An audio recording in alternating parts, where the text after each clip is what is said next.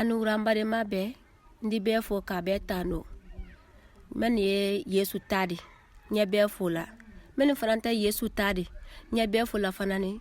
nya alamatra we fana yake Yesu tadi ne tole hawa ne maninkale di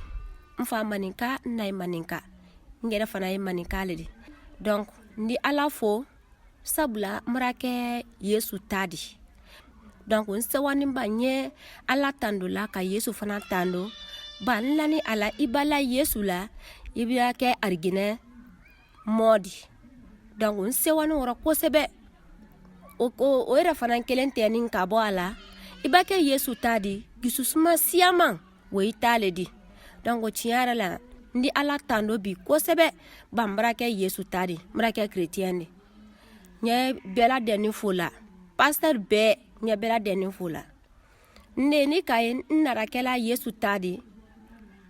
nsibodale nka kibaru yale ke ne sibora nsibora nye grupu meno grupu nyumante bantre setana la grupu lero ni woye rasamani la grupu di ntora o siboro nlani ntora nka nsibora nye rasamani tema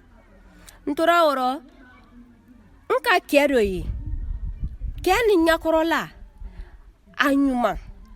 akelu komi yisa nyakorola le anara akan wole aka foko ndemso naya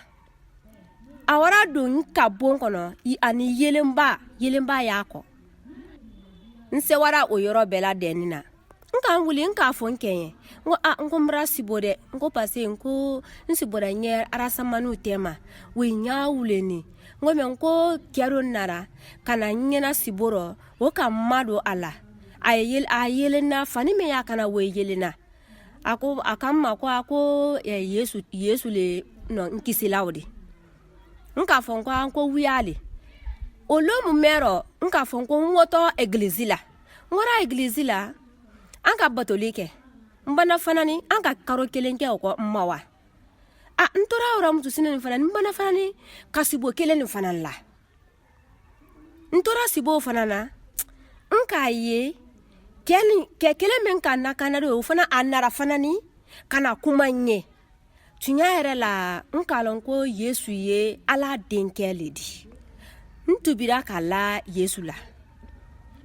ibado imanyini kabi mbafo menye nkonye chrétien oda fo ko akon kiela kole kake konkera chrétien ou bien ayika worile duma konkera chrétien wote Yesu yale kanne wole banka ye sibole ro wole kake nkera chrétien di